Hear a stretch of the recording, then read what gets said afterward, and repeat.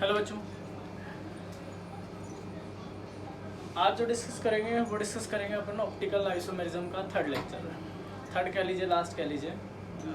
छोटी मोटी बातें रह जाती हैं और ऐसा भी नहीं कि भाई सारी बातें ही इसमें आ भी गई या सारी बातें पढ़ा भी दी, बट ये है कि जो 11th-12th में ज़रूरी था वो सारी बातें आ गई जितना हम लोग 11th-12th में यूज़ करते हैं। बाकी आप लोग plane of symmetry, line of symmetry, axis of symmetry ये सब जानते ही हो कि अगर आपके पास किसी भी चीज़ को एक हाफ पोर्शन में डिवाइड करते हैं that is called plane of symmetry. ऐसे आप लोग लाइन ऑफ सिमेट्री की बात करते हैं, एक्सेस ऑफ सिमेट्री की बात करते हो, सेंटर ऑफ सिमेट्री की बात करते हो। ये मैथमेटिकल टूल्स है और इस पे भी थोड़ा बाद हमारे पास ऑप्टिकल के या ज्योमेट्रिकल के क्वेश्चंस मिलते हैं। कायरल पे या पैरल पे इन पे भी क्वेश्चंस मिलते हैं। तो अब जो डिस्कस कर रहे हैं ना वो डिस्कस कर रहे हैं हम लोग स्पेसिफिकेशन किसका आपके पास बात करेंगे, RS कॉन्फ़िगरेशन की या स्पेसिफिकेशन ऑफ कॉन्फ़िगरेशन। तो कॉन्फ़िगरेशन की अगर बात करते हैं तो यहाँ पर दो कॉन्फ़िगरेशन मिलता है, D एंड L, एक मिलता है R एंड S।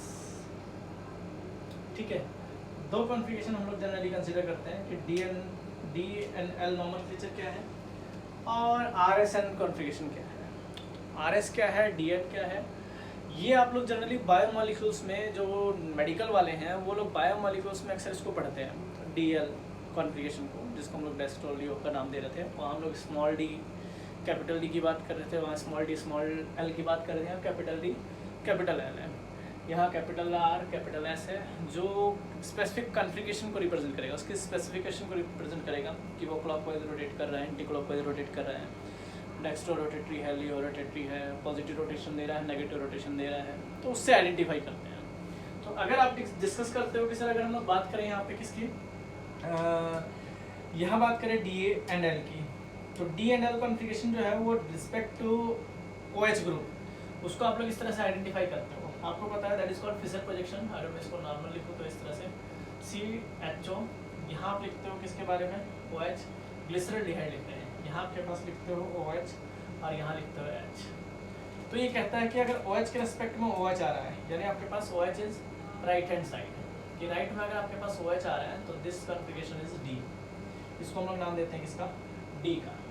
और अगर यदि आपके पास क्या करते हैं, यहाँ पर वही CHO, यहाँ पर करते OH, यहाँ करते H, यहाँ करते CS2OH, तो दैट इज नॉन एज, इसको हम लोग नाम देते हैं किसका, L का। कि अगर वो लेफ्ट हैंड साइड है तो लेफ्ट हैंड साइड है तो आपके पास क्या नाम रखोगे, L कॉन्फ़िगरेशन का, और अगर आपके पास राइट हैंड साइड है तो D कॉन्फ़िगरेशन का। तो ये D और L कॉन्फ़िगरेशन का आपके पास क्या है, ग्लिसरॉल्डिहाइड का कॉम्बिनेशन है जो हम लोग अक्सर यूज़ करते हैं। ठीक है, बट फिर भी मान लीजिए आपके पास क्या है कि कॉन्फ़िगरेशन को अगर थोड़ा सा तोड़ मरोड़ के दिया जाए तो भी ऐसी कोई दिक्कत वाली बात नहीं है। आप इसको आइडेंटिफाई करने के लिए आप लोग इसका इस्तेमाल भी कर सकते हो कि सर अगर हम लोग यहाँ यूज़ करें तो हम लोग इसको लिखते हैं D positive glyceraldehyde, D positive glyceraldehyde. Similar case के लिए हम लोग लिखते हैं L negative glyceraldehyde, L negative glyceraldehyde. ठीक है, तो अब हमारे पास जो मेजर वो आते हैं कि अगर हम लोग मेजर कंसेप्ट की बात करते हैं कि सर मेजर कंसेप्ट आप लोग किस तरह से आइडेंटिफाई करते हो, तो वो बात होती है रोटेशन की। जैसे हम लोग मान लीजिए आपके पास लैक्टिक एसिड लेते हैं, तो ये मेरे पास है CH3, यहाँ मेरे पास है क्या OH ले लेते हैं, यहाँ COOH और यहाँ ले लेते हैं H। ठीक है, तो इसके लिए लिखा हुआ है आपके पास D पॉजिटिव। अब पॉजिटिव का मतलब यहाँ क्या है, उसको पढ़ने के लिए क्या पढ़ेंगे, आपके पास RS कॉन्फ़िगरेशन को रिप्रेजेंट करते हैं कि उसको पढ़ने के लिए हमारे पास हमें कैसे पता लगा सर ये पॉजिटिव रोटेशन देगा या नेगेटिव रोटेशन देगा। OH पे तो ये बता दिया कि भाई अगर आपके पास राइट हैंड साइड है तो D होगा। अब ये पॉजिटिव नेगेटिव क्या पढ़ना है, यहाँ हमने लिख लिया कि भाई आपके पास CH3 है, यहाँ OH कर दिया तुमने, यहाँ H कर दिया, यहाँ COOH है, तो ये तो पता लग गया लेफ्ट हैंड साइड से कि ये L होगा। अब ये नेगेटिव है तो इसका कैसे पता लग रहा है, तो इसको बताने के लिए जनरली हम लोग इसका इस्तेमाल करते हैं RS कॉन्फ़िगरेशन का। वहाँ पता लगता है क्लॉकवाइज है या एंटी क्लॉकवाइज है, वहाँ से हमें रोटेशन का अंदाज़ा होता है कि सर किसको किस तरह से आइडेंटिफाई कर सकते हैं। तो पहली बात तो D और L अपना क्लियर रखना, DL क्या है यहाँ पे, तो DL यहाँ पर कैपिटल D और कैपिटल L आपके पास OH की रेस्पेक्ट में जो हम लोग यूज़ कर रहे हैं, राइट हैंड साइड है तो D, लेफ्ट हैंड साइड है तो L। जबकि पॉजिटिव नेगेटिव है इसकी रोटेशन से है कि इसका रोटेशन किस तरह से होगा। तो रोटेशन को देखने के लिए हम लोग जनरली RS कॉन्फ़िगरेशन का इस्तेमाल करते हैं। तो देखिए आइए RS कॉन्फ़िगरेशन क्या होता है। अगर आप इसको हटाते हैं और RS कॉन्फ़िगरेशन का जिक्र करते हैं कि सर RS कॉन्फ़िगरेशन क्या कहता है।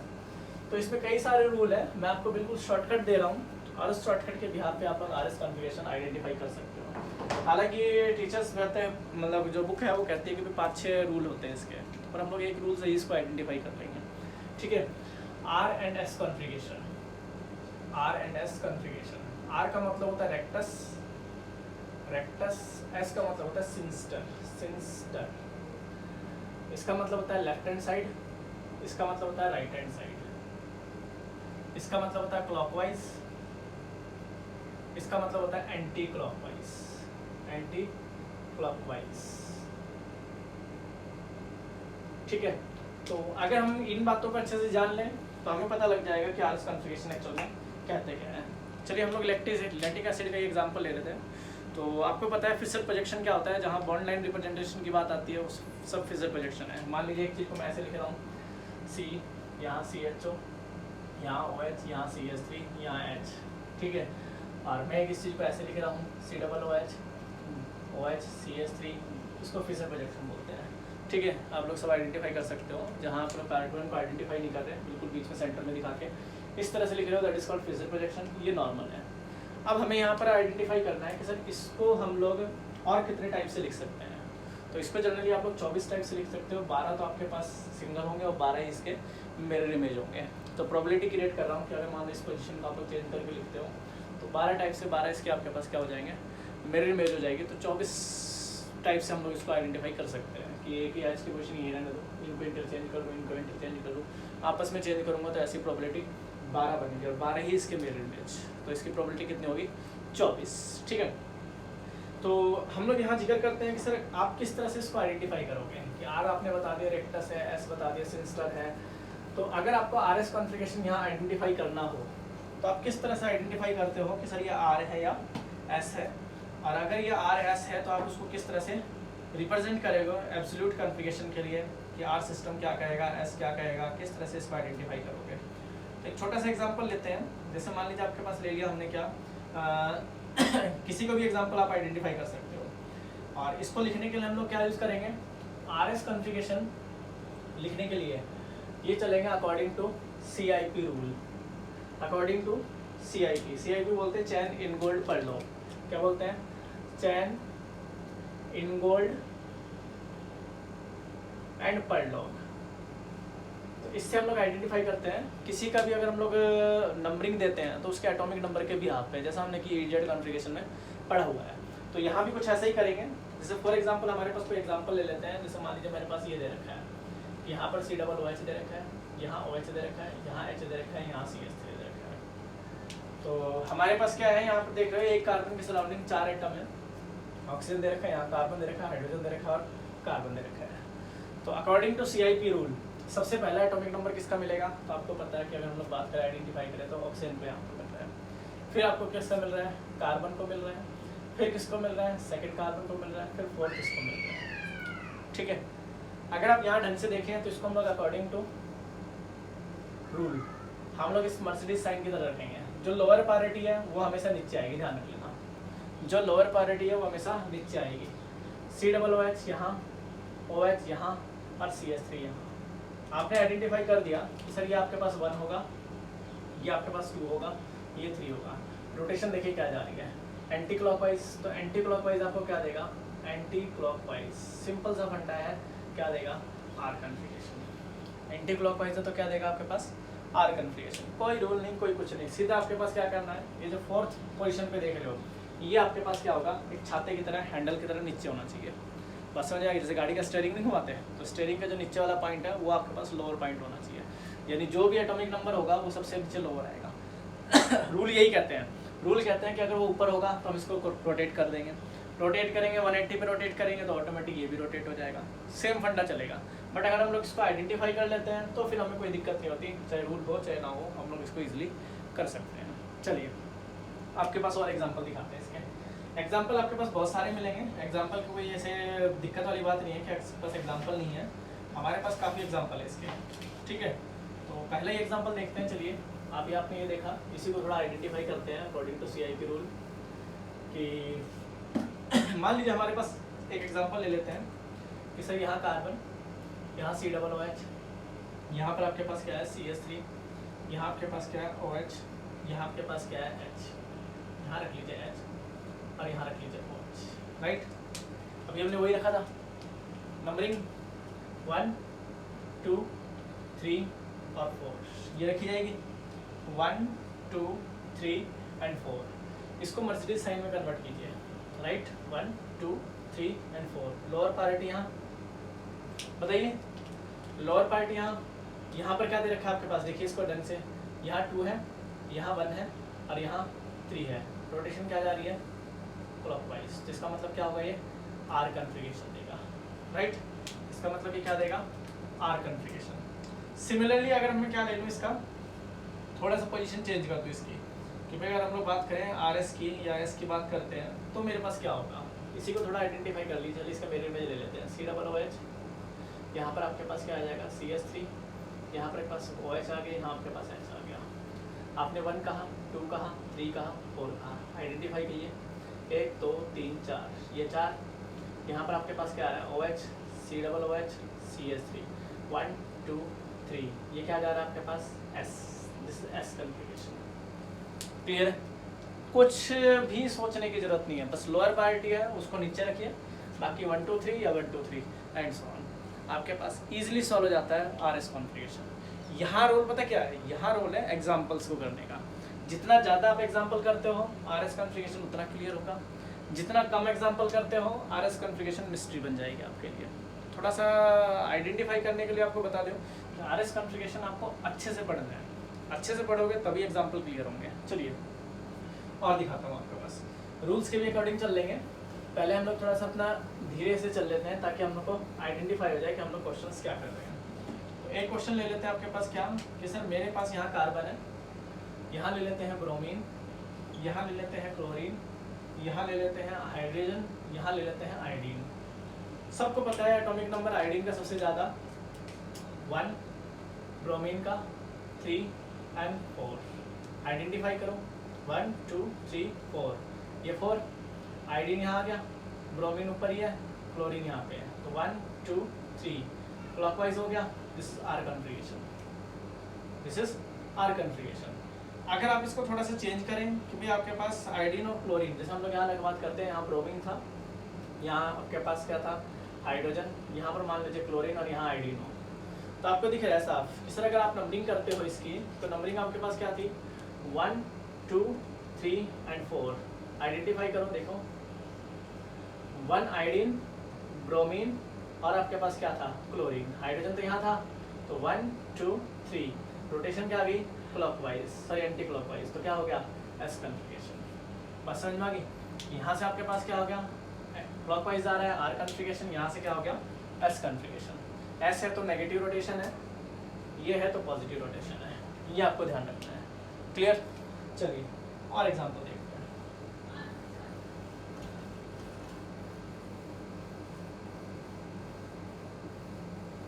मान लीजिए आपके पास क्या आ जाए, हमारे पास कोई कंडीशन ले लेते हैं, तो पायरिटी आप रख सकते हो, सिर्फ पायरिटी के हिसाब से रखेंगे एटॉमिक नंबर के बिहाफ पे, जैसा एटॉमिक नंबर उस हिसाब से उसकी पायरिटी। जैसे मान लीजिए हमारे पास एक कंडीशन ले लेते हैं CHO, यहाँ ले लेते हैं आपके पास CH2OH, यहाँ ले लेते हैं आपके पास OH और यहाँ ले लेते हैं आपके पास H। ठीक है, आपको कुछ करने की जरूरत नहीं है क्योंकि ऑलरेडी यहाँ पर H नीचे है, तो एटॉमिक नंबर आपको पता है इसको 1 होगा। क्लियर है, बोलिए। इसके बाद आपके पास 2, इसके बाद 3। कंफ्यूजन क्रिएट करने की जरूरत नहीं है क्योंकि यहाँ पर आपके पास कार्बन के जस्ट बाद हाइड्रोजन आ रहा है, यहाँ पर कार्बन के जस्ट बाद ऑक्सीजन आ रहा है, तो इसलिए हम लोग इसको 2 करके चलेंगे। ये 4 आइडेंटिफाई कर लो, 1 2 3 4 4 1 2 3, कॉन्फ़िगरेशन ROP। क्लियर है, बताइए। आप इसको आइडेंटिफाई कर सकते हो इजीली, कोई आपको सोचने की जरूरत नहीं है कि सर क्लॉकवाइज है एंटी क्लॉकवाइज है। अगर मान लीजिए आपके पास यहाँ रख दे ब्रोमीन, यहाँ रख दे क्लोरीन, यहाँ रख दे आयोडीन, यहाँ रख दे आपके पास हाइड्रोजन, तो देखिए आपके पास 1 2 3 4, रोटेशन क्लॉकवाइज है तो क्या होगा आर कन्फिगरेशन। ठीक है, अगर आपके पास और केस लेते हैं, जैसे मान लीजिए हमारे पास क्या आ जाए, यहाँ आ जाए NH2 COOH, यहाँ आ जाए आपके पास CH3, यहाँ आ जाए H आ जाए, दिख रहा है। तो कार्बन और नाइट्रोजन के कंपैरिजन में कौन बड़ा होगा, nitrogen than carbon than this, हो गया। रोटेशन देखिए, अगर आप ऐसे ध्यान रखना चाहते हो तो ऐसे रख लीजिए, यहाँ हाइड्रोजन आ जाएगा, यहाँ NH2 सॉरी, यहाँ COOH, यहाँ आपके पास CH3, तो 1 2 3 रोटेशन वही एंटी क्लॉकवाइज, तो क्या हो जाएगा एस कॉन्फिगरेशन। क्लियर है? और आगे बढ़ते हो तो ऐसे बहुत सारे केसेस मिलेंगे जो आप लोग टैली कर सकते हो। एक और एग्जांपल देख सकते हैं आपके पास, क्या कि मान लीजिए मेरे पास यहाँ C2H5 हो, C2H5 CH3CH2 रखो, यहाँ क्लोरीन, यहाँ ब्रोमीन, यहाँ आयोडीन, ठीक है सर, यहाँ हाइड्रोजन रख लेते हैं, चलो ये रख लेते हैं। तो इस केस में हमारे पास क्या होगा कि अगर आपके पास सर ब्रोमीन और क्लोरीन की अगर पोजीशन, या सॉरी इसको आप यहाँ रखिए क्लोरीन और यहाँ रखिए ब्रोमीन, तो आपको पता है 1 2 3 4 रोटेशन डायरेक्ट दिख रही है एस कॉन्फिगरेशन का। क्लियर? जितने एग्जाम्पल आप लोग टैली करते हो, हर बुक में एग्जाम्पल गिवन है, आप जितने एग्जाम्पल देखोगे उतना बढ़िया रहेगा।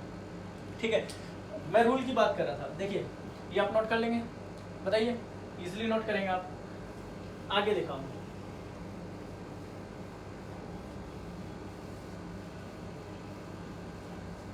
आगे अगर थोड़ा सा एक्सपेंड करते हैं इसको कि सर मान लीजिए हमारे पास कोई रूल्स की बात हो रही थी, तो रूल्स ले लेते हैं। जैसे ये मान लीजिए मेरे पास ये आ जाए, कोई एग्जांपल ले लेते हैं कि यहाँ CH2OH, यहाँ पर आपके पास क्या दे दे CHO, यहाँ दे दे आपके पास क्या OH, और यहाँ दे दे क्या आपके पास, दिख रहा है साहब। अब मेरे को इस पोजीशन को नीचे लाना है, तो ऑटोमेटिक ये वाली यहाँ आ जाएगी, तो इंटरचेंज होना है यहाँ पे। देखिए इंटरचेंज क्या हुआ, यहाँ पर आपके पास H आ गया, यहाँ पर आपके पास CHO आ गया, यहाँ बदल के CH2OH हो गया, यहाँ पर आपके पास क्या आ गया OH। अब ये रोटेशन क्या है, ये हमें खुद करना पड़ेगा। यानी रोटेशन किसके थ्रू हुआ, कहता है कि आपके पास अगर लोएस्ट प्रायोरिटी टॉप पे आ जाए, कि लोएस्ट प्रायोरिटी टॉप पे आ जाए, तो 180 पे इसको रोटेट करना है, दिस एंड दिस। तो आपको साफ दिख रहा है 1 2 3 रोटेशन क्या होगी आपके पास एंटी क्लॉकवाइज, इसका मतलब क्या हो जाएगा एस कॉन्फिगरेशन, इसका मतलब क्या हो जाएगा एस कॉन्फिगरेशन। अगर क्लियर है, अगर जो लोअर पैरिटी है वो क्या आ जाए टॉप पे आ जाए, तो इसको नीचे लाएंगे तो 180 पे रोटेट करेंगे, 180 डिग्री पे इसको रोटेट करना है। तो 180 डिग्री पे रोटेट करने का मतलब क्या हो जाएगा, तो आपको साफ दिख रहा है कि ये अगर यहाँ आएगा तो ऐसे पूरा 180 रोटेशन है। क्लियर है, 360 नहीं 180, 180 में पोजीशन बदल जाएगी। क्लियर? देखिए एक और एग्जांपल देखते हैं। अगर सर अगर हमारे पास क्या आ जाए, मैं इसको इस तरह से लेके चलता हूँ कि मेरे पास कोई ऐसा केस आ जाए, हमने देखो पोजीशन बदल दी, इसको H के यहाँ ले लिया, CHO को यहाँ ले लिया, OH को यहाँ ले लिया और CH2 को यहाँ ले लिया। ठीक है, अब हमारे पास क्या होगा, अब हम लोग क्या करेंगे विदाउट चेंजिंग ऑफ CHO, क्योंकि टॉप पे तो इसी को रहने देंगे, विदाउट चेंजिंग ऑफ CHO हम लोग क्या करेंगे, आपके पास जो पोजीशन है ना किसकी, कहता है कि इनकी पोजीशन को इंटरचेंज कर लेंगे आपस में, कि इनकी पोजीशन को क्या करेंगे, इसको इससे इंटरचेंज कर लेंगे और इसको इससे इंटरचेंज कर लेंगे, राइट। तो कैसे होगा इसके पास, देखिए कि अगर हम लोग इंटरचेंज करते हैं तो मेरे पास पोजीशन क्या बनेगी, ऊपर तो आपके पास क्या रहेगा वही CHO रहेगा और नीचे क्या आ जाएगा H आ जाएगा। अब इंटरचेंज हुए तो कौन हुए, इंटरचेंज हुए तो ये अगर यहाँ आएगा तो क्या हो गया यहाँ OH, और ये अगर इधर आ गया तो यहाँ पर CH2OH। रोटेशन साफ दिख रही है भाई, 1 2 3 क्लॉकवाइज रोटेशन है, तो क्या होगा आर कन्फिगरेशन। कब, जब हम लोग यहाँ पे जो लोअर पैरिटी है वो कहाँ आ रही है आपके पास, यहाँ आ रही है, और आपके पास हाईएस्ट पैरिटी कहाँ आ रही है, टॉप पे ही आ रही है। क्लियर है, लोअर पैरिटी कहाँ आ रही है, लेफ्ट हैंड साइड आ रही है, तो उस केस पे हमें क्या करना है ये आप आइडेंटिफाई कर सकते हैं। क्लियर? तो एग्जाम्पल्स पे ज़्यादा जोर दीजिए, जितना ज़्यादा एग्जाम्पल करेंगे कंसेप्ट उतने ज़्यादा क्लियर होंगे। देखिए हेलो एल्केन हेलो एरीन में आने वाला जो पार्ट है वो आइसोमेरिज्म का काफ़ी बड़ा पोर्शन आता है, अब वहाँ पर डिस्कस नहीं किया जाएगा, वहाँ ये चीज़ें छोड़ दी जाएंगी, वहाँ हम लोग रिएक्शंस को डिस्कस करेंगे। नॉमेनक्लेचर वहाँ डिस्कस नहीं किया जाएगा, हम उसे छोड़ देंगे, हम वहाँ क्या करेंगे सिर्फ रिएक्शंस करेंगे। रिएक्शंस भी आपके पास कौन कौन से जो हम लोग अभी पढ़ के आएंगे, मैकेनिज्म में हम पढ़ेंगे, हम लोग कुछ रिएक्शंस पढ़ेंगे, फिर हमारे पास क्या है धड़ाधड़ यूनिट्स स्टार्ट हो जाएंगे, धड़ाधड़ मतलब ज़्यादा नहीं 5-5 6-6 लेक्चर में आपके पास यूनिट्स खत्म हो जाएंगे। ठीक है, जहाँ कोई 10-15-20 लेक्चर लगा रहे हैं वहाँ 5-5 6-6 यूनिट में लेक्चर खत्म होते हैं आराम से, बट ये चीज़ें हमें वहाँ पर याद रख के चलनी है। चलिए अगर और कोई केस हो तो सर यहाँ पे जैसे हमने प्रोबेबिलिटी आपको गिनवाई सारी, तो सारी प्रोबेबिलिटी ले लेते हैं। सर अगर मान लीजिए हमारे पास कोई केस आ जाए ये वाला कि CHO तो यही हो, ठीक है, H हम लोग यहाँ ले लें, CH2OH यहाँ ले लें, और आपके पास यहाँ क्या दे दें, यहाँ हम लोग दे दें OH। अब रोटेशन क्या होगा, तो आपको पता है ऊपर वाली पोजीशन को तो हम लोग छेड़ेंगे नहीं, सिर्फ नीचे वाले को रोटेट कर लेंगे। ऊपर वाली पोजीशन को हम लोग छेड़ेंगे नहीं और सिर्फ नीचे वाली को रोटेट करेंगे। देखिए कैसे, तो ऊपर वाली को तो छेड़ना नहीं है, CHO, नीचे हमारे पास क्या आ जाएगा, H आ जाएगा, हम लोग इंटरचेंज कर लेंगे। अब इंटरचेंज कैसे करेंगे, इसको तो यहाँ ले जाएंगे, ठीक है, और इसको उठा के यहाँ ले आएंगे और इसको वापस यहाँ कर देंगे, राइट। रोटेशन समझ में आ गया आपको, क्लॉकवाइज पोजीशन रोटेट करनी है, तो क्लॉकवाइज पोजीशन रोटेट करेंगे तो यहाँ क्या आ जाएगा, OH, और यहाँ क्या आ जाएगा, CH2OH। Numbering 1 2 3 rotation, anti S configuration. बताइए कोई दिक्कत। ये रूल्स याद रखने हैं कि अगर राइट हैंड साइड आ जाए तो क्लॉकवाइज करना है, एंटी क्लॉकवाइज करना है, टॉप पे आ जाए तो किस तरह से रोटेट करना है, 180 पे कब करना है, ये सारे रूल आपको ऑलरेडी बुक में दे रखे हैं। बट फिर भी आप लोग जब तक क्वेश्चंस नहीं करते तब तक कोई बेनिफिट नहीं है इसका करने का, क्योंकि क्वेश्चंस ही जरूरी है, सारा रोल ही क्वेश्चंस पे है। तो क्वेश्चंस जितने ज़्यादा करेंगे कंसेप्ट उतना ज़्यादा क्लियर होगा। चलिए, अगर मेरे पास कोई ऐसा केस आ जाए जहाँ 2 कायरल कार्बन हो, कैसा केस आ जाए जहाँ पे 2 कायरल कार्बन हो। चलो एक क्वेश्चन ले लेते हैं इसका 2 कायरल कार्बन का, ताकि थोड़ा सा आपको दिक्कत ना हो कि सर हमारे पास कोई ऐसा केस आ जाए, जैसे मान लीजिए मैं यहाँ लिख रहा हूँ आपके पास क्या, CH3, ठीक है, यहाँ OH आ जाए, यहाँ OH आ जाए, यहाँ पर आपके पास क्या आ जाए, C2H5 CH3, यहाँ H आ जाए, यहाँ H आ जाए, ठीक है। तो बहुत सारे लोग इसको कैसे लिखते हैं, ऐसे भी लिखते हैं, CH3, यहाँ पर आपके पास कार्बन, यहाँ OH, यहाँ OH, यहाँ C2H5, यहाँ H, यहाँ H। तो 2 कायरल कार्बन आपको दिख रहे होंगे, नज़र आ रहे होंगे, ये रे, स्टार दे के लिखा देता हूँ, ये रे। अब इसको बताना है या R है या S है, दोनों कार्बन का बताना है, इसका भी बताना है, 2 का भी और 3 का भी, ठीक है, कि RS कॉन्फ़िगरेशन कौन सा होगा कौन सा नहीं, ऊपर वाला R है, नीचे वाला S है, नीचे वाला S है या ऊपर वाला R है, या दोनों में से आपके पास कोई भी इंटरचेंज कर सकते हो, ठीक है। तो इनको लिखने के लिए हम लोग कैसे लिख सकते हैं, देखिए इनको करने के लिए हम लोग क्या करेंगे, CH, यहाँ OH, CH3, एक टर्म्स आप ये बनाओगे, ठीक है, या फिर आप क्या लिखोगे यहाँ पे, इसको इस तरह से लिख करके आप ऐसे लिखो इसको, सर हम लोग अगर इसको आइडेंटिफाई कर सकते हो तो दिस इज CH3, यहाँ पर आपके पास OH, इसको एज इट इज रहने दीजिए, इसको नीचे ले लीजिए, आपके पास क्या लिखेंगे, आपके पास कितना आएगा, CH, यहाँ OH और यहाँ CH3, ठीक है, ये आप आइडेंटिफाई कर सकते हो, C2H5, क्लियर। अब एक कार्बन था, चारों ग्रुप डिफरेंट हो गए, आप इसको आइडेंटिफाई कर दो, तो चेंज क्या होगा, चेंज वही पोजीशन रोटेट कर दोगे। तो पोजीशन कैसे रोटेट करेंगे, देखो यहाँ पर as it is lower priority आप नीचे ले आओ, तो लोअर प्रायोरिटी नीचे ले आओगे तो यहाँ OH, यहाँ H, यहाँ आपके पास CH, OH, C2H5, यहाँ पर आपके पास क्या आ गया, CH3। रोटेशन पॉसिबल है, रोटेशन पॉसिबल है तो पॉसिबिलिटी शो कर दो। तो इसको क्या नाम देते हैं, इसको क्या नाम लिख देते हैं, 1, इसको क्या 2, इसको क्या 3, इसको 4। तो रोटेशन देखिए एंटी क्लॉकवाइज तो एस कॉन्फ़िगरेशन हो जाएगा, ठीक है। तो ऊपर वाले का क्या हो गया यहाँ पे एस, याद रहेगा, बताइए क्लियर है। चलो ऐसे ही दूसरे का देख लेते हैं, दूसरे वाले को लिखेंगे तो क्या लिख सकते हैं, यहाँ पर रखिए एज इट इज कि अगर दूसरे वाले को लिखेंगे तो दूसरे वाले की पोजीशन आपके पास क्या क्या बनेगी, देखिए C2H5 नीचे, यहाँ OH, यहाँ H, यहाँ आपके पास बनेगा CH, OH और CH3। इसको रोटेट कर लीजिए, इसको नीचे लेके आएंगे, बताइए सेम वही पोजीशन जैसे आप लोग पीछे करके आए थे, वही डाटा हम लोग यहाँ लेके चलेंगे। तो ऊपर वाले को तो एज इट इज रहने देंगे, सिर्फ आपके पास किसकी है OH और C2H5 की पोजीशन चेंज करेंगे। तो अगर मैं ऐसा करता हूँ तो मुझे क्या मिलेगा, यहाँ पर CH, OH, CH3, यहाँ पर क्या मिल जाएगा H, यहाँ क्या मिलेगा C2H5, यहाँ क्या मिलेगा OH। रोटेशन कर दोगे, बताइए साफ दिख रहा है कि भाई रोटेशन अगर करते हो तो इसको 1, इसको 2, इसको 3, रोटेशन क्या होगी क्लॉकवाइज, तो R कॉन्फ़िगरेशन। तो इसका क्या हो जाएगा, ये वाली पोजीशन R हो जाएगी, क्लियर है। ये होगी क्या S, ये क्या होगी R।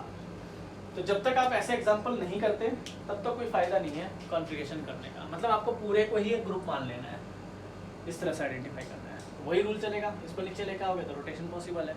सिमिलर केस आपके पास यहाँ है, इसको ग्रुप मान लिया, नीचे ले आओगे रोटेशन है, क्लियर है। तो ऐसे क्वेश्चंस आप लोग जब तक नहीं करते तब तक कोई फ़ायदा नहीं है करने का।